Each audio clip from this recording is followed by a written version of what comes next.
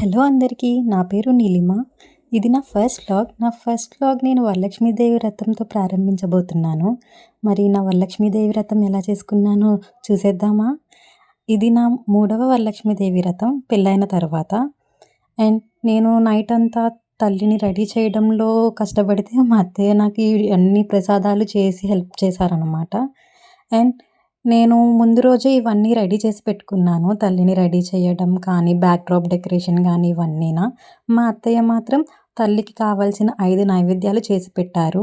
బూర్లు, గారెలు, పులిహోర, పరమాన్నం, రవ్వ కేసరి, ఇంకా వాయనంలోకి శనగలు గూడా చేశారు.